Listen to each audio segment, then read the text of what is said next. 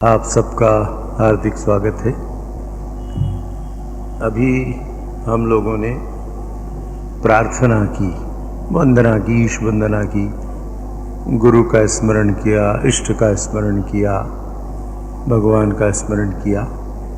ये परंपरा हमारे देश में आदिकाल से चल रही है। इस प्रार्थना से हमारा मन प्रस्तुत होता है। जो ज्ञान हम ग्रहण करना चाहते हैं उसके लिए मन तैयार होता है।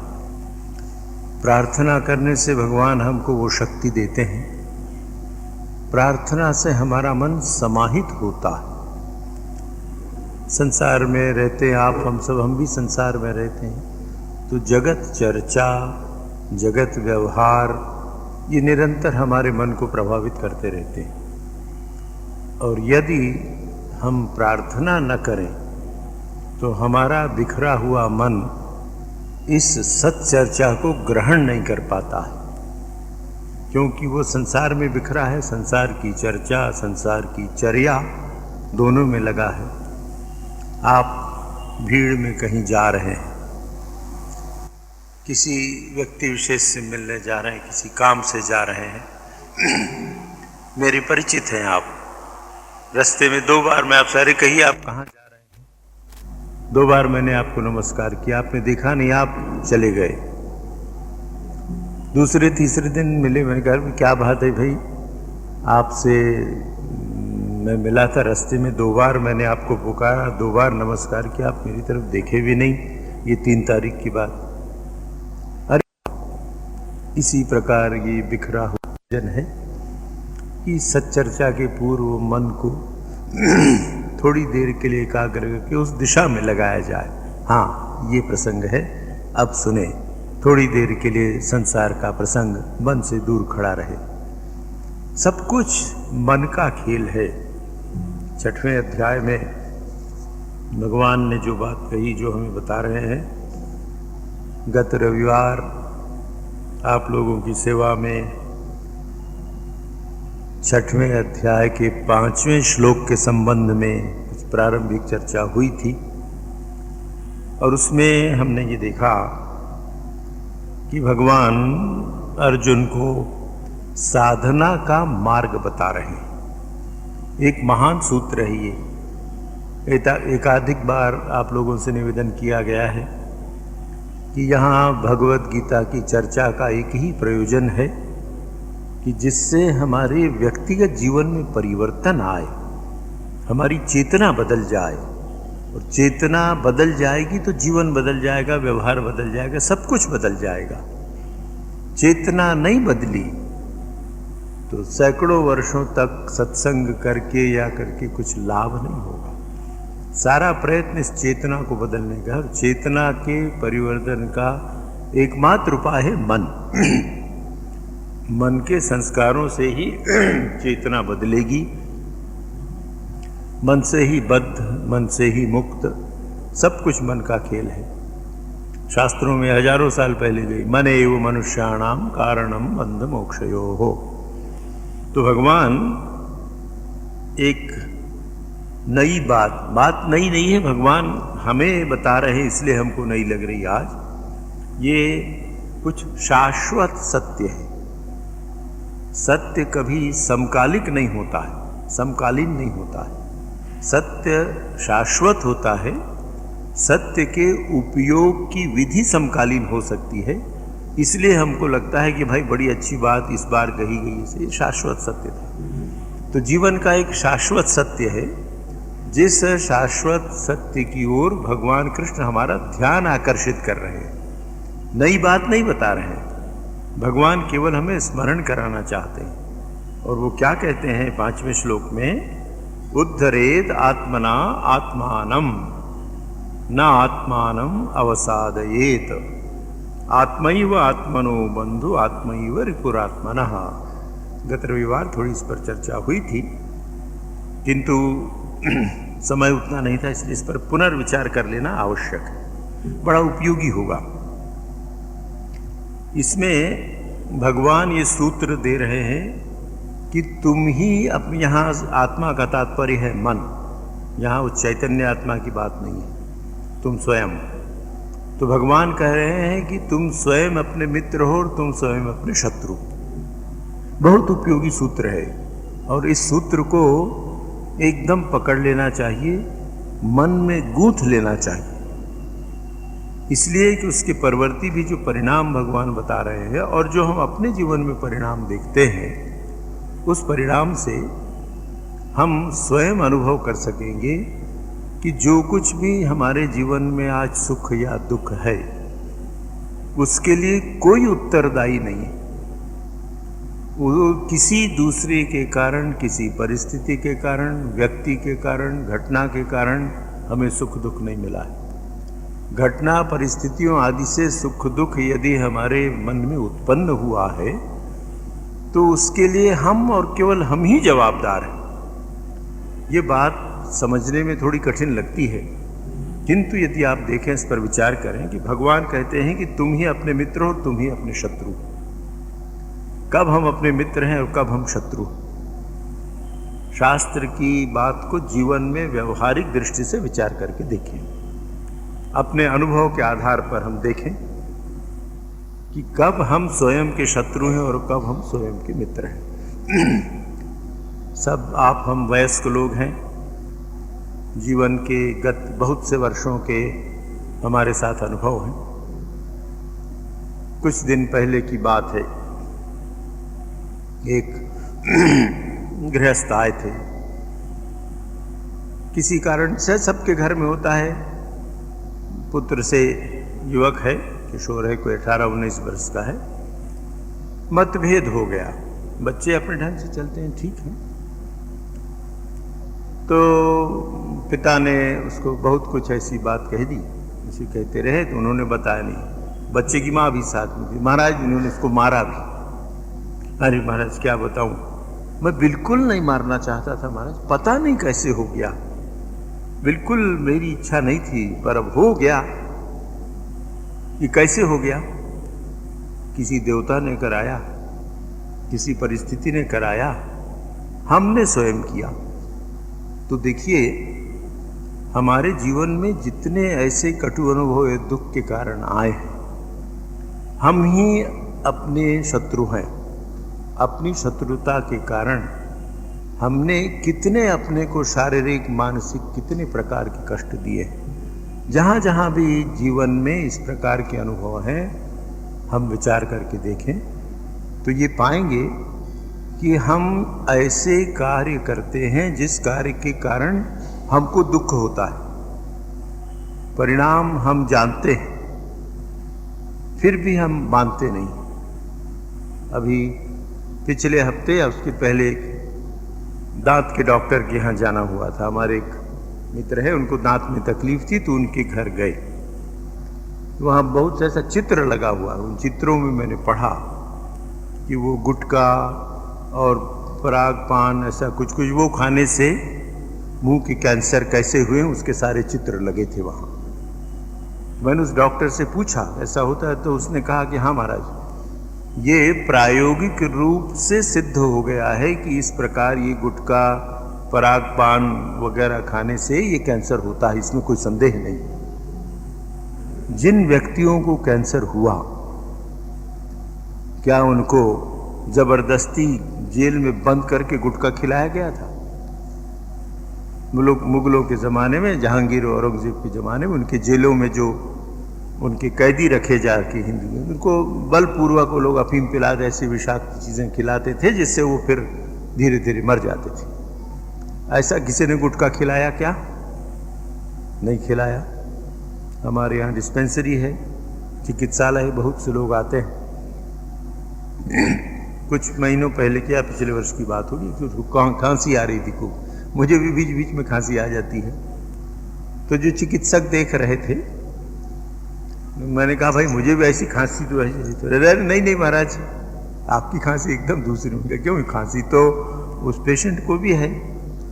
तो अरे महाराज, इनको स्मोकिंग कॉफ है, सिगरेट पीने के कारण इनकी खांसी है, इनकी दवा दूसरी। और दवा यह है कि अगर ये पहले सिगरेट पीना बंद नहीं करेंगे तो कोई दवा मदद नहीं करेगी।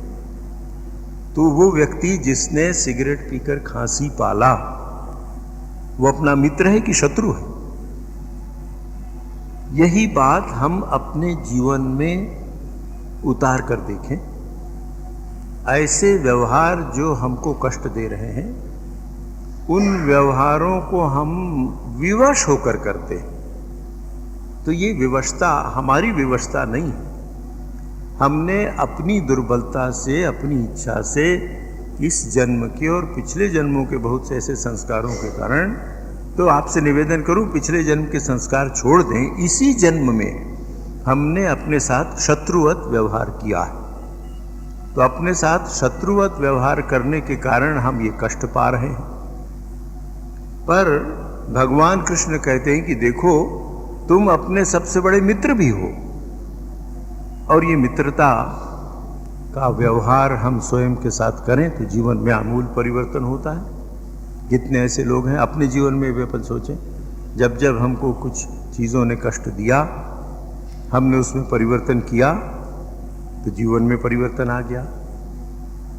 हम प्रत्येक कार्य को करने के पूर्व अगर ये विचार करके देखें कि इस कार्य का परिणाम क्या होगा। एक दिन आपसे निवेदन किया गया था कि साधक या साधिका को परिणामदर्शी बुद्धि रखना चाहिए।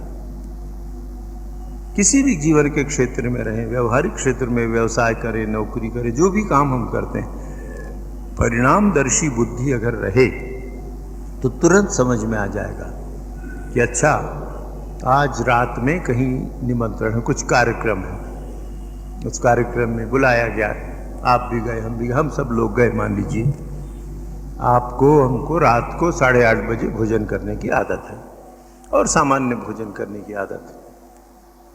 अब वो कोई उत्सव है, बच्चे का जन्मदिन है, या और बच्चा फर्स्ट क्लास पास हुआ है, उसकी पार्टी है। रात को 11 बजे 12 बजे तक तो गाने बजाने नाच तमाशा सब हुआ, और 12 बजे रात को भोजन परोसा गया। अब भोजन परोसा गया, आजकल की जो रीति है भोजन परे की, स्वरुचि भोज, अंग्रेजी में क्या बफेलो क्या कहते हैं, जिसकी जो मर्जी खाओ, हाथ में थाली ले लो, कर लो। अब उस समय मैं अपना मित्र हूं कि शत्रु? 8:30 बजे सामान्य भोजन करने का अभ्यास शरीर को 10 साल 20 साल 50 साल से है। वहाँ आपको कोई रोकने वाला नहीं है, तरह तरह की स्वादिष्ट चीज़ें रखी हुई हैं, अपने हाथ से लेके खाओ तो खा लिया मर्जी से, म्यूनिसिपैलिटी की टंकी की तरह, जब तक भर न जाए जो जो चीज़ें मिली सब खा लिया। दूसरे दिन बीमार हो गया।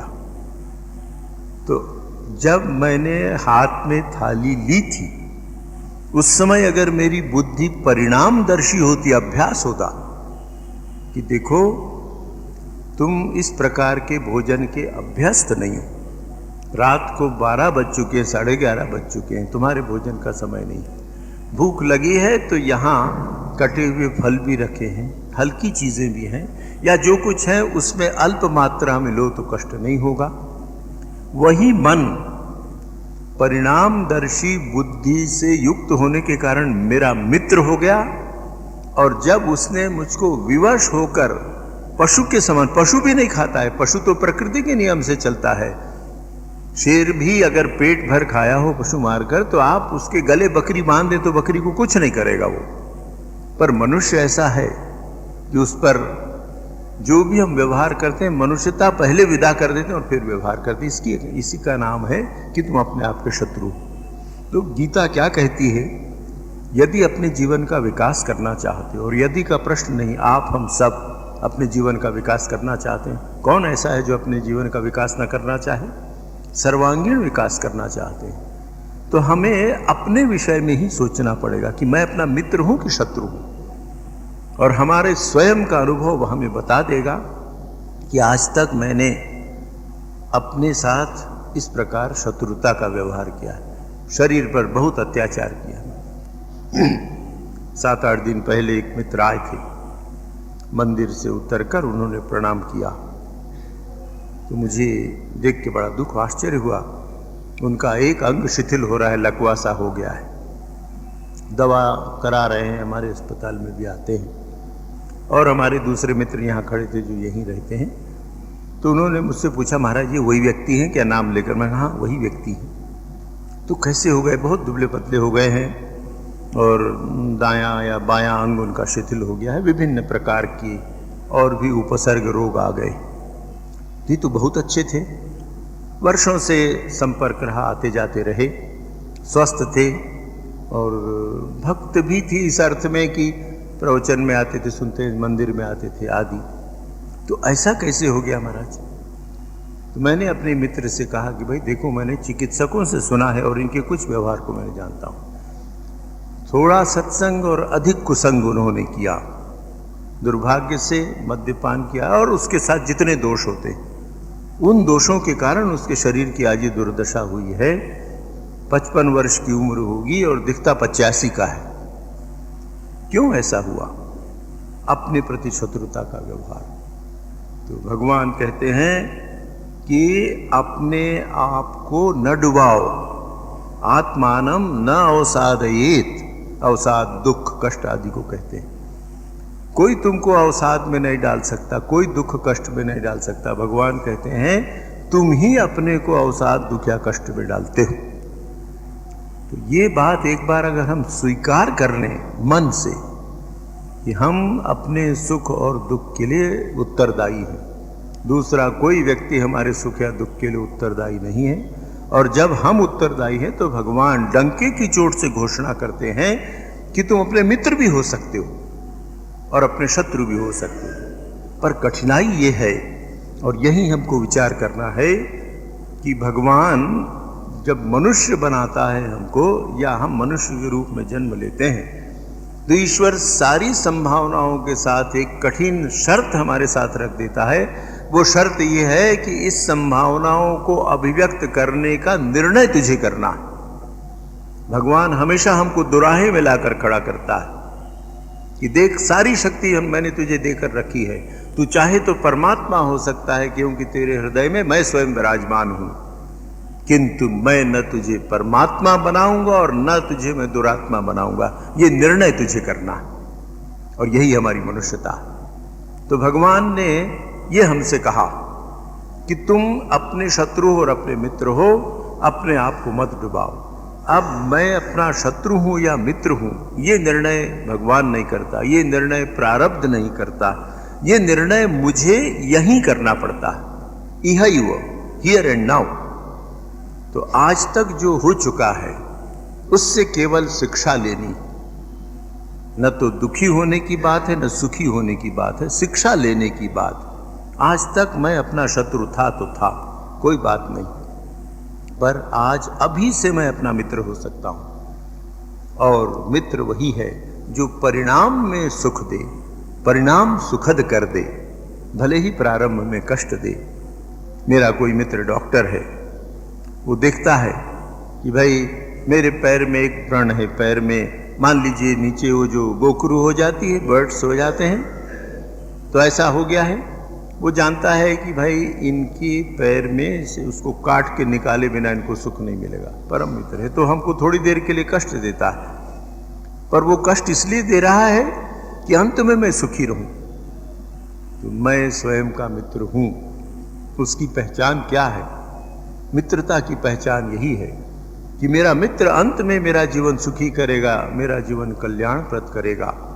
मेरे जीवन का कल्याण किसमें है? और ये एक अत्यंत महत्वपूर्ण बात है कि ये निर्णय केवल मुझे और मुझे ही करना है। आप में से प्रत्येक यहाँ जो उपस्थित हैं, बहनें बेटियाँ जो यहाँ बैठी हैं, हम सबको अपना ये निर्णय करना है कि हम अपने मित्र हैं कि शत्रु। एक मित्र पूछ रहे थे, मैं सवेरे यहाँ बच्चों की क्लास लेता हूँ, हमारे यहाँ जो बच्चे रहते बाहर से भी आते हैं, रविवार को एक दिन बच्चों के व्यक्तित्व विकास के संबंध में चर्चा होती है। तो कॉलेज में पढ़ने वाला एक बच्चा पूछ रहा था कि महाराज हम कैसे जाने कि हम अपने मित्र हैं कि शत्रु हैं? हम अपने मित्र हैं कि शत्रु हैं, हम इसी प्रकार जान सकते हैं कि इसका परिणाम क्या होगा। परिणामदर्शी बुद्धि, विचार करना पड़ेगा। परिणामदर्शी बुद्धि कार्य के पहले विचार कर लेती है। और जब एक बार हमने ये समझ लिया कि इन कारणों से हम अपने शत्रु हुए थे, तो उन कारणों को तत्काल त्यागने का प्रयत्न करना चाहिए। और ये शक्ति हमारे साथ है। मन के साथ कभी लड़ाई नहीं करनी चाहिए। मन हमारा मित्र हो सकता है, उसको हम शत्रु बनाए तो शत्रु हो जाएगा। मन को समझाना पड़ेगा। ये आज तक ऐसा हुआ, मन ये स्वीकार नहीं करेगा। कृपया इस ओर विशेष ध्यान दें। सुनने में बात अच्छी लगती है, कभी मन ये स्वीकार नहीं कहता अरे भाई गीता में लिखा होगा, ये स्वामी लोग भी बताते हैं। पर मेरे दुख का कारण अगर मेरा लड़का ऐसा दुष्ट न होता, मेरा पड़ोसी ऐसा न होता, मेरी पत्नी ऐसी न होती, मेरा पति ऐसा न होता, मैं तो बहुत सुखी था, मैं तो बड़ी सुखी थी। उनके ही कारण सारा कुछ हुआ और ये जन्म जन्मांतर तक चलता रहेगा, कभी हम सुखी नहीं हो सकेंगे। मन माने न माने, मान को बार बार समझाना पड़ेगा कि भाई तुम्हारे दुख का कारण बाहर कोई नहीं है, तुम अपने कारण हो। ये जब स्वीकार हमने कर लिया तो दूसरी बात, अपने आप को मत गिराओ, गड्ढे में मत डालो। अब मन हमारा शत्रु कब है, ये भी विचित्र सी बात लगती पर है। हमारा मन शत्रुता हमसे तब करता है कि जब वो हमारी इंद्रियों के अधीन हो जाता है। आगे बात भगवान उसकी कहेंगे।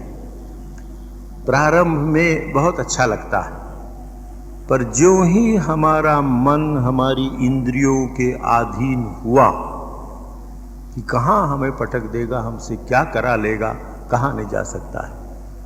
तो जब हमने ये पहचान लिया कि हमारा मन हमारा मित्र हो सकता है, उसको मैत्री का आमंत्रण देना चाहिए कि भाई अभी तक जो हुआ कुछ आओ समझौता कर लें, हाथ मिला लें। आज तक तुम्हारे कारण मैंने कष्ट पाया, मेरे कारण तुम भी कष्ट पाए हो, मन भी दुखी होता है, तो अब हाथ मिला लें। हाथ मिला के क्या करें? करना यह है कि हमने मैत्री का प्रस्ताव रखा है, और मैत्री का प्रस्ताव ये है कि मैं तुमसे सहयोग करता हूं, तुम मेरा सहयोग करो, मिल के चले।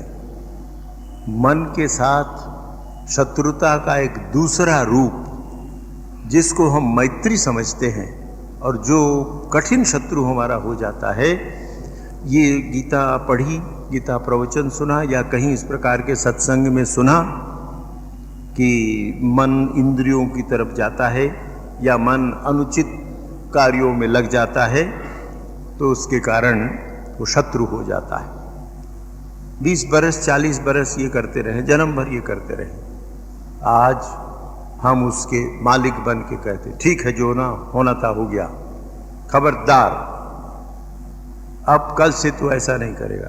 कहीं से सुन लिया कि भाई बहुत नरम बिस्तर में नहीं सोना चाहिए, उससे शरीर भी ठीक नहीं रहता, मन भी होता है, तो थोड़े कड़े बिस्तर में सोना चाहिए। 20 बरस 25 बरस नरम बिस्तर में सोए, आज से सुन के घर में एक चटाई बिछा दी और मन से कहा इसमें सो जा, शरीर से कहा भी सो जा, तो सोएगा। तो हमने हुक्म दिया है थोड़े दिन, पर उसकी जो प्रतिक्रिया होगी वो प्रतिक्रिया इतनी विकृत होगी, मन ऐसा विकृत कर देगा कि वो मन चटाई में सोएगा और दिन रात उस गद्दे का चिंतन करता रहेगा। और इसके कारण गद्दे के चिंतन से मुझे भीतर से विरोध नहीं, मैंने जिद करके जबरदस्ती मन से कहा है कि नहीं, गद्दे में नहीं सोना, चटाई में सोना, चटाई में सो। उसको कभी समझाया नहीं कि इस गद्दे में सोने से क्या लाभ थे, चटाई में सोने के क्या लाभ है। ये उदाहरण मैं इसलिए बता रहा हूं कि सभी इंद्रियों के विषय में यही बात है, और मुझसे अधिक हम सबको उसको समान अनुभव है, तुरंत हम समझ सकते हैं। तो मन को ये बताना पड़ेगा कि देख भाई, ये तूने कर लिया, ये बात जितनी थी उतनी तक रहे, जब दूसरा प्रयोग करके थोड़ा देखना तो अच्छा, 3 गद्दे में से 2 गद्दे निकाल दें, एक गद्दे में भी तो आराम।